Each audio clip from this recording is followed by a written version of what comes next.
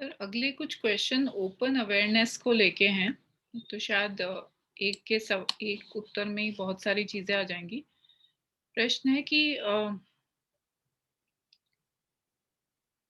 Knowing या open awareness, क्या ये दोनों एक ही हैं और हमारा इनमें क्या रोल है? ये emphasis on open awareness is a specialty of Thai forest tradition. You must first know that. It's not a part of Orthodox Theravada Buddhism. For example, in Sri Lanka or Burma, Myanmar, or now, and even in Thailand, in some Orthodox traditions, they don't accept that there is something called knowing ability or puru, जिसे अजानचा कहते थे, जो कि नित्य है, अनित्य नहीं है. That's a very fundamental difference, क्योंकि विज्ञान को अनित्य माना जाता है और विज्ञान का ट्रांसलेशन आप देखेंगे except in the teachings of Ajahn Sumedho, Ajahn Amaro and Thai forest tradition, everywhere it is translated as consciousness, but they translate it as sense sphere consciousness, which is obviously accurate because they posit the existence of awareness, awakened awareness, which is independent of the body-mind complex. And this is not Ajahn Chah's innovation; it hails back from Ajahn Mun, and वो तो they're got all that through sheer meditation and not through scriptures. So they have of course studied Ajahn Mun. If you study his biography, I don't know, someday maybe after we finish Stillness Flowing, we'll read Ajahn Mun's biography. I mean, it's absolutely mind-blowing, the kind of experiences which you read. You can't believe it, what is being said. Really, many people don't believe what he's saying. So difficult to believe. And he is positing that. Then his disciples, Ajahn Mahabua, Ajahn Chah, Ajahn Sumedho, they all are positing it. So that is one issue about it. Second is our own experience. Let us see that. Why should we expect blindly accept even Ajahn Man? भगवान ने तो ये कभी नहीं कहा हमसे कि blindly उनकी बात भी मानो. तो हम अपने अनुभव को जान के देख लेना. ये बात पता नहीं कितने वर्षों से मेरे मन में आती थी कि भाई विज्ञान के सिवा भी तो कुछ है. एक अवेयरनेस तो है ना, जिसको हम सती कह सकते हैं. सती जो है वो अवेयरनेस है कि क्या हो रहा है, हम उसको जानते हैं, बट क्योंकि उसमें मैं का भाव बना रहता है तो वो उसमें एक उस सेंस तक इम्प्योरिटी आ जाती है. It becomes I am the observer. I am observing the body sensations. I am observing the states of mind. I am observing this. So that becomes a constriction. उसमें एक रुकावट आ जाती है. तो जो awakened awareness की बात की जाती है अजान सुमेधो द्वारा, उसका तात्पर्य ये है कि हमारे में एक बेसिक क्षमता है जानने की. हर सेंशिएंट बीइंग में वो बेसिक क्षमता जानने की है. अब हम अपने पे वेरीफाई कर सकते हैं. हम कहते हैं हमारा मन भटक गया, तो कौन जान रहा है भाई मन भटक गया, कैसे मालूम पड़ा? सती पठान में बात आती है, वो जो धम्मानुपश्यना में आती है ना, भोजंग पब्बम जो है उसमें, संतंग वाज्यतंग सती संभोजंगम, संतंग वाज्यतंग सती संभोजंगम पजानाति, असंतंग वाज्यतंग सती संभोजंगम, असंतंग वाज्यतंग सती संभोजंगम पजानाति. क्या मतलब हुआ कि उसमें सती नहीं है. सती है तो वो जानता है, तो आप कह सकते हैं हाँ सती है तो जानेगा ही. लेकिन वो दूसरी बात भी तो कह रहे हैं कि सती नहीं है, वो जानता है मेरे में सती नहीं है, तो कौन जान रहा है भाई? You can't avoid that question. है ना, कि उसकी चर्चा नहीं की है भगवान ने तो हम क्यों कर रहे हैं. But these people are doing it. You accept it or not accept it is our choice. Of course, there's no doubt about that. You may say they are all, may say Ajahn Man and all tradition is deluded. Okay, you can say it. I don't have any issue about it. But to me, it does not seem. That's it.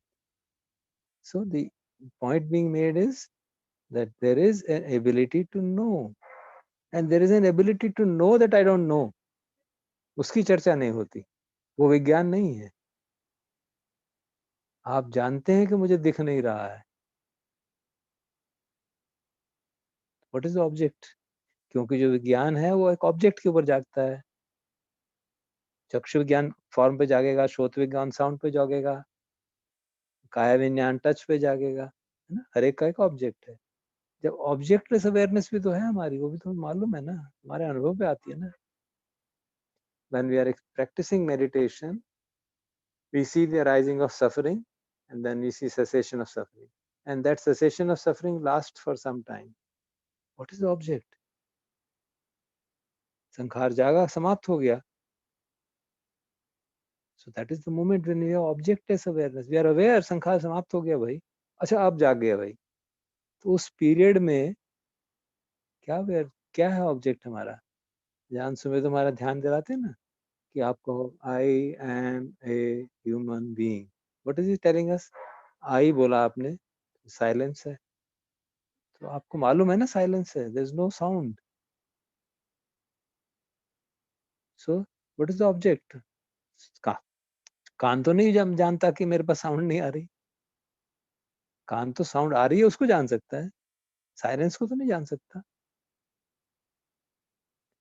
Space की observation करते हैं जैसे. So you have those facts of experience on the basis of which we can see that there is a awareness which is beyond the consciousness, beyond the vijnana.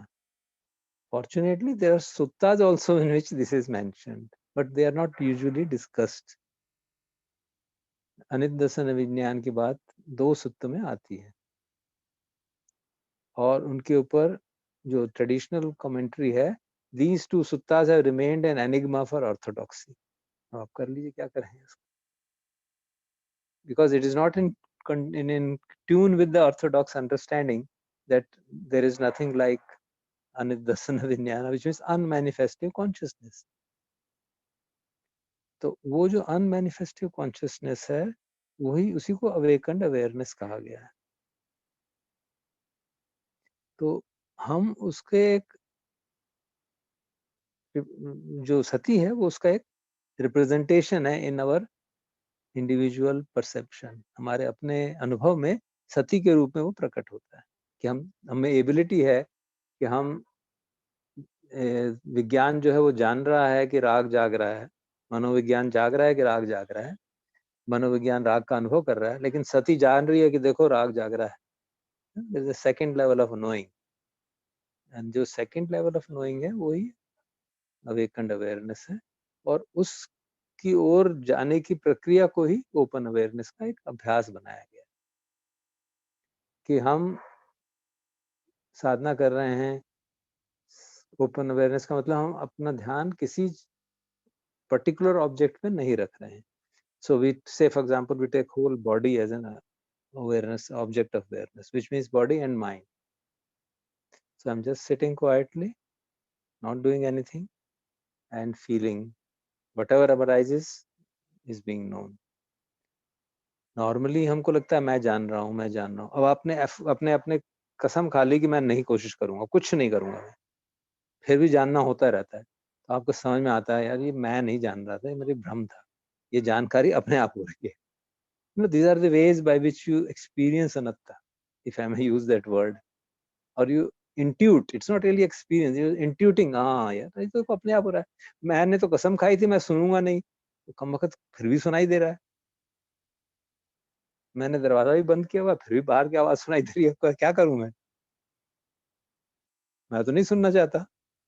तो भैया मेरे बस का नहीं है, मैं नहीं हूँ सुनने वाला. ये बात आपको ठोक ठोक के समझ में आ जाती है. When you practice like that, when you don't do any effort, absolutely, that's what is meant by open awareness. That's how I practice most of the time, unless the mind is going here and there, and then I try to bring it back. I just sit, don't do anything, just sit and make a promise. मुझे कुछ नहीं करना है. अपने मन को समझा दो. क्योंकि हम दिक्कत है 30 साल से 40 साल से हम साधना कर रहे हैं. आदत पड़ी हुई है कि यहाँ पे यहाँ संवेदना मालूम पड़ी, यहाँ नहीं मालूम पड़ी, चलो यहाँ चले जाओ. आदत पड़ी हुई है. अच्छा सारा शरीर नहीं बोला, ये पार्ट छूट गया शरीर का, इस पे देख लो. So you have to get over that habit pattern. That's all right. It's not wrong, but we are practicing in a different way. तो ओपन अवेयरनेस का मतलब क्या हुआ कि हम बैठ गए चुपचाप शांति से, और क्या हो रहा है वो अपने आप हमें मालूम पड़ेगा. हम तो जानने की भी कोशिश नहीं करेंगे. तो आपको अपने आप मालूम पड़ेगा, आवाज आ रही है, शरीर में यहाँ कुछ हो रहा है, हलचल हो रही है, और फिर ये विचार आ रहा है, गुस्सा आ रहा है, ये पुरानी याद आ रही है, ये भविष्य का डर लग रहा है। Automatically everything is coming into your awareness, and you're just aware. Let the awareness arise and feel, and we don't get. हमारा काम इतना ही है कि हम उसमें उलझ ना जाए कहीं। पुरानी आदत है ना, संस्कारों के कारण उसमें उलझ जाएंगे। अच्छा, ये विचार आ रहा है, अरे मुझे ये करना चाहिए था, ये करना चाहिए था, ये करना चाहिए, कहीं मुझे कोरोना ना हो जाए, मुझे ये करना चाहिए, मुझे वो करना चाहिए, मुझे यहाँ नहीं जाना चाहिए, ये नहीं करना। Then you get caught in that. So all that we have to do is कुछ नहीं करना, वो याद रखना है, कुछ नहीं करना है भाई। ठीक है, ये विचार आया है, देखते रहो, निकल जाएगा। So when you practice like that, then we say we are practicing open awareness, because we are not having any fixed agenda. Whatever appears in awareness automatically appears and automatically is known. Of course, it's difficult to move in that direction, takes time, and it needs a basic minimum level of concentration. अगर आपकी concentration बिल्कुल शिथिल है तो फिर नहीं कर पाएंगे, तो मन भटकता ही रहेगा, इधर उधर उधर उधर जाता रहेगा, फिर आप नहीं कर पाएंगे। तो इसलिए कंसंट्रेशन लेवल कुछ होना चाहिए। और फिर आप कितना होना चाहिए आप पूछेंगे तो भाई करके देख लो। आप बैठ जाओ और कहो कि अच्छा, मैं आज अजान चार्य यही कहा करते थे ध्यान करने वालों को, ये कमरा बंद कर लो, एक कुर्सी ले लो और बैठ जाओ और देखो कौन आ रहा है कौन जा रहा है। That is open awareness.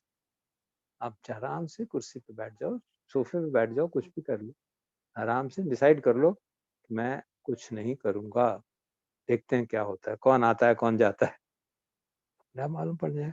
और देखेंगे कि एक चीज आई नहीं और मेरा मन तो उसके साथ ही बह गया, दूसरी चीज आई और फिर बह गया, तो भाई अभी कंसंट्रेशन बढ़ाने की जरूरत है, अभी बैठ अभी साधना पुष्ट करो, अपना कंसंट्रेशन बढ़ाओ, थोड़ी प्रज्ञा पुष्ट करो, क्योंकि सिर्फ कंसंट्रेशन से नहीं होगा। अगर हमारा अभी भी संसार के प्रति बहुत स्ट्रांग अट्रैक्शन है तो फिर हम उसमें उलझ जाएंगे, जो भी अराइज होगा उसमें उलझ जाएंगे।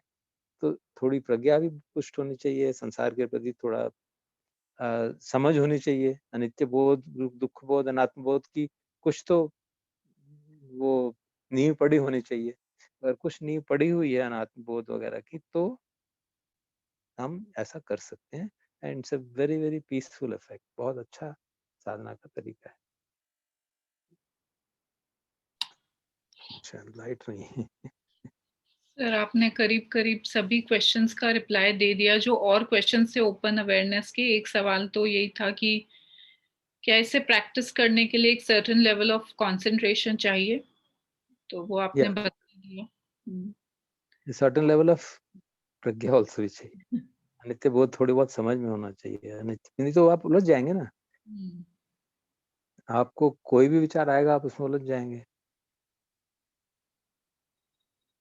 सर ऐसे ही एक सवाल था कि क्या हमें अवेयर होने के लिए कोई एफर्ट करना है, हमें अवेयर होने के लिए क्या, मतलब हमारी तरफ से क्या इनपुट आएगा। ये व्यक्ति कंफ्यूज भी है, कह रहे हैं हम कंफ्यूज कि मैं विचारों में घूम रहा हूँ, भटक रहा हूँ, या मैं अवेयर हो रहा हूँ। तो इस चीज को ना, और मुझे लगता है ये एक जनरल सवाल है ये, मुझे ध्यान है मुझे भी काफी समय तक ये क्लैरिटी नहीं थी कि ये जो एक्सपीरियंस हो रहा है उसके बारे में जो जानकारी हो रही है वो चॉइसलेस अवेयरनेस के थ्रू हो रही है या वो उसमें मैं इन्वॉल्व हूँ। तो ये एक जनरल क्वेश्चन भी समझा जा सकता है सर, अगर आप गाइडेंस दें तो। मैं भी लाइट जला लेती हूँ तब तक। Do you effort, strictly speaking तो अवेयरनेस के लिए हमें एफर्ट करने की जरूरत नहीं होनी चाहिए, क्योंकि awareness is a natural quality with which every sentient being is endowed. The very fact that we are alive means we are conscious, means there is that awareness, seed of awareness. Of course, to what extent it is flowering will depend upon the species. Human beings have a very high level of awareness, which can be tapped up. Now, उसको उस तरफ हमारा ध्यान आकर्षित हो, उसके लिए जो संसार का अट्रैक्शन है वो थोड़ा कम होना चाहिए, नहीं तो हमारा ध्यान अंदर की तरफ जाएगा नहीं। तो सामान्यतः क्या कहा जाता है, क्योंकि हम लोग साधना बाहर से करते आ रहे हैं, गोल ओरिएंटेड साधना हमारी रही है। भाई आप पहले जैसे करते थे साधना कर लो, शरीर को जान लो, संवेदनाएँ जान लो, चलो समझ लो, जो भी अनुभव आ रहे हैं उसका अनित्य है वो समझ लो।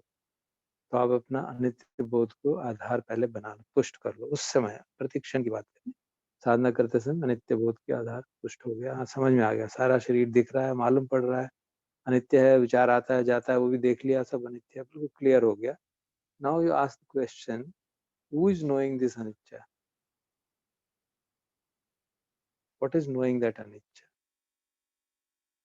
And then that is the way you move towards the open awareness or pure awareness. Because ये हमको लगता है कि मैं कर रहा हूँ, क्योंकि हम अपनी एफर्ट लगा रहे हैं सांस को देखने में या बॉडी को देखने में, when you put effort, then obviously I am doing it. When you give up doing effort and still it is happening, then you begin to understand कि यार मैं नहीं देख रहा हूँ, ये अपने आप हो रहा है। मैं कान को जितना भी अपने मन में भी बात कर लूं कि मुझे नहीं सुनना है, आवाज आएगी तो कान सुन ही लेगा, वो मेरी नहीं पूछने वाला है। अनात्म लक्षण सूत्र का जो बिगिनिंग है वो बिल्कुल ऐसा ही है कि ये शरीर हमारा नहीं है, क्योंकि हमें दुख देता है, सुनता नहीं है हमारी बात। हम कहते हैं मत करो, फिर भी दुख देता है। कान ऐसा ही है, पांचों खंड ऐसे ही हैं कि वो सुनते ही नहीं है, अपने इंडिपेंडेंटली काम करते रहते हैं। तो हमारे कैसे हुए? तो आपको समझ में आ जाएगा कि हमारा नहीं है, वो अपने आप काम कर रहे हैं, अवेयरनेस अपने आप ऑपरेट कर रही है। जो हम अगर हम सो रहे हैं तो बात अलग है, तब तो हम वेकफुल नहीं है, then it's not accessible. Otherwise, that awareness is available and it operates through each sense door. आँख से देखते हैं, कान से सुनते हैं, नाक से सूंघते हैं, and all that. The same thing which is operating and making us feel कि we know, जो cognition है वो इस तरह से हो रहा है ना? तो हमको ये पहले तो समझना होगा इस बात को, क्या ये हमारे अनुभव पे आता है, क्या हमको ऐसा लगता है? It is a intuitive feeling which comes, no? Because awareness is not something which you can see as an object. You can see sensations, you can see external objects, you can feel the breath, you can feel the smell, you can taste the food, but you can't know, you can't see the awareness, because awareness is the subject. It is through awareness that you're seeing the world. How can you see the awareness as a subject? So you can only rest in awareness. And how do you rest in awareness? By withdrawing the attention from that which the awareness is aware of. Is it clear, Deepti? Awareness is feeling the body sensations. You try to withdraw attention from there and ask the question, what is aware of the anicca? And then mind will go blank, because you can't answer that question. So mind goes blank.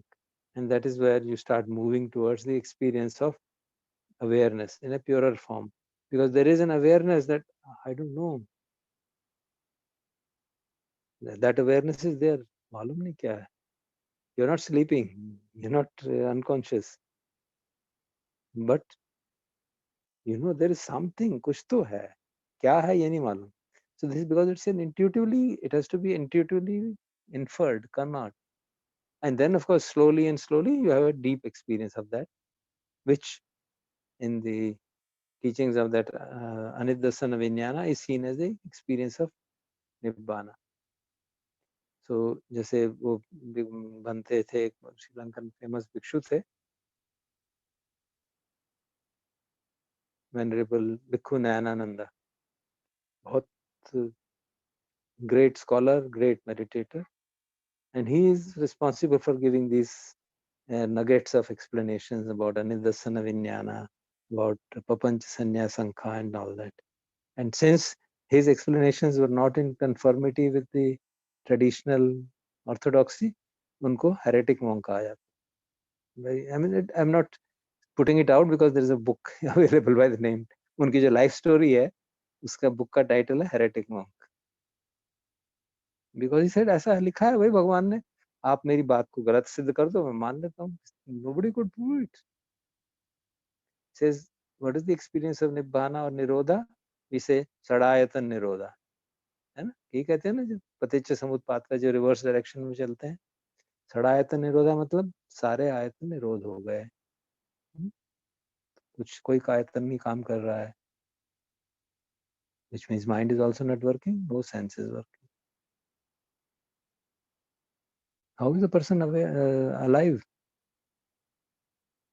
If vijnana is gone, all vijnana has gone, how is the person alive?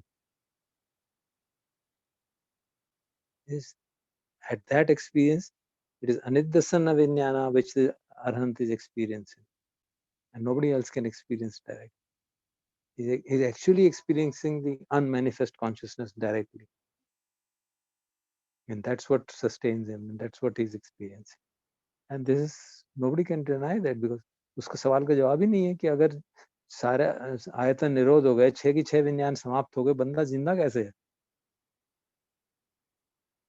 So that's how the understanding of Anidassana Vijnana is there, which Ajahn Sumedho and Ajahn Amro and others try to put it.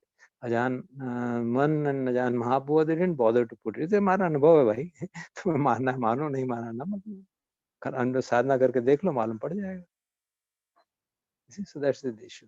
So these are something which is intrinsic to us, but since we are not so adept, हम लोग objective world में इतने ज्यादा फंसे हुए हैं, बाहर का वर्ल्ड हमको इतना ज्यादा फंसा हुआ है कि हमको उसके लिए स्टार्टिंग में एफर्ट करना पड़ता है, सती पुष्ट करनी पड़ती है, सीखना पड़ता है, ट्रेनिंग देनी पड़ती है. भगवान की सतीपट्ठान में निरंतर आता है ना, सिक्खति सिक्खति सिक्खति.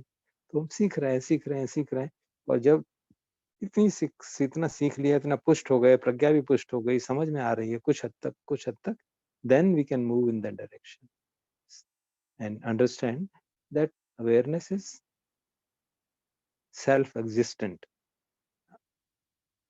संदिठिको अकालिको ए पस्सिको पच्चत्तंग वेदितंबो विन्योहि. संदृष्टिक है, it is apparent here and now, इसको कोई दूर जाने की जरूरत नहीं है. अकालिको means just now you can feel it, या I am aware, there is no doubt. Nobody, you do not tell me कि तुम अवेयर हो या नहीं. अजान सुमे तो पूछते हैं ना भाई, वो अपने रिट्रीट में कई बार पूछते हैं, हाँ, are you all conscious? What does he mean by push asking that? That you don't have to ask anybody, am I conscious or not? Of course, if you are sleeping, then you won't even hear the question. मुझे आज एक retreat में किसी ने कहा, no, I am not. Oh, you're sleeping? Yes. So it's so self-evident, that there is something which keeps us alive, which keeps us awareness, which gives us awareness, and that is therefore. But since we are not used to, because we are more captivated by what it is aware of, the object of awareness captivates our attention so much that we don't see what is it that is aware of, what is it that sees through the eyes, what is it that hears to the ears. We don't know that. We're not interested in it. So that is the issue of pure awareness. Does it make clear or create more confusion?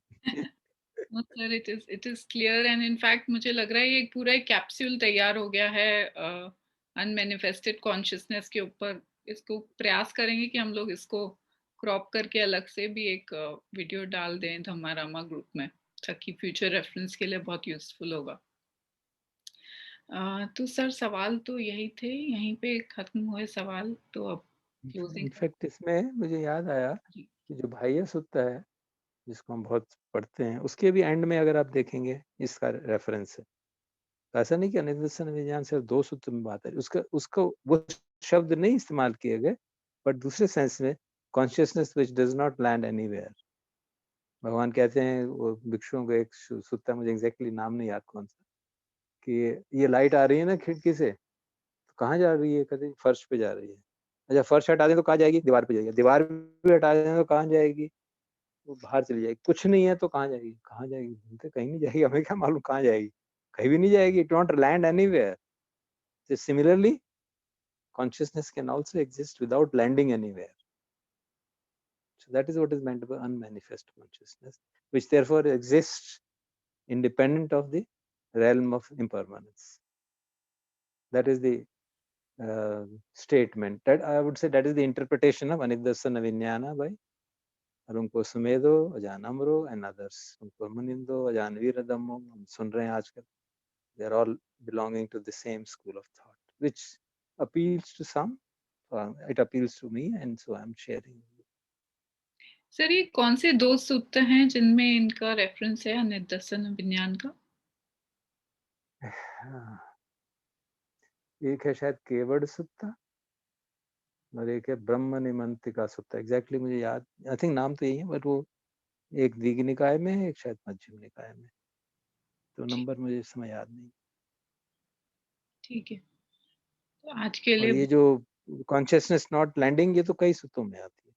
Even बाह्य सूत्र के and में आता है ना, there is neither, वहां पे चंद्रमा नहीं है, सूर्य नहीं है, फिर भी अंधेरा नहीं है, you know this kind of exaltation of the Buddha is there, because he is happy that Bhaiya just by one stroke of sentence he could understand and become a fully liberated. तो भगवान इतने प्रसन्न है कि वो उसका description देने लगते हैं उस स्थिति का, उस निर्वाण की स्थिति का, and he gives description like that. So those are all pointers towards a consciousness which is not confined within the domain of the sense. Sir Rodney Smith कहते हैं, मुझे उनकी बात याद आ रही है कि जब हम टॉर्च लेके किसी अंधेरे कमरे में आए तो हम सामान को देखने का प्रयास करते हैं, we shed the light on the objects, while the unmanifested awareness is when you put the attention back to where the light is coming from, which is towards the torch. That's when you start experiencing. आपको याद होगा, जान सुमे तो कई बार कहते हैं कि जब मैं अपने पुराने दिनों की बात करते हैं, जब वो मोनेस्ट्रीज बनाने में लगे हुए थे और इतना ज्यादा बिजी रहते थे कि मैं जब श्राइन की ओर देखता हूँ, भगवान बुद्ध की ओर, तो मन शांत हो जाता है। जब इस तरह आपकी ओर देखता हूँ तो ये ऐसा है, ये भिक्षु ऐसा है, ये भिक्षु ऐसा है, तो मन में ये भाव जागने लगता है। तो मैं क्या करता हूँ, I see the space in between. Why? Because looking at this space, no rag dvesh will arise. So those are the kind of kushal upayas which wonderful teachers like Luang Por Sumedho have developed. Yeah, space, and it's not outside the domain of Buddha's teaching, because space as an element of samadhi is very well used. अनंत आकाश जो है एक आलंबन है उसका higher jhanas का, and we can all practise it. In fact बचपन में मुझे याद है हम लोग करते थे, कई भी लोग अभी बहुत करते होंगे, आप चुपचाप बैठ के नीचे बाहर बैठ के आकाश की ओर देख रहे हैं, and it gives you peace, you know, just you reflect on that as a blank sky and you can practice. अभी तो बादल ही बादल दिख रहे हैं तो और भी क्लियर है कि हाँ कुछ नहीं है, the absolute sky, infinite sky. If you have that visualization ability and sit and visualize the infinite sky, your mind will slowly get quietened down. So वो एक समाधि का आलंबन है अपने मन को शांत करने। तो इसलिए जब आप स्पेस देखते हैं या स्पेस बिटवीन वर्ड्स देखते हैं, जैसे अजान से लोग कहते हैं ना, I am a human being, I बोला फिर बीच में गैप आया, so you are listening to the silence, कोई ऑब्जेक्ट नहीं है उस समय। So in that way, you are actually moving in the direction of taking attention away from the objects towards objectless awareness.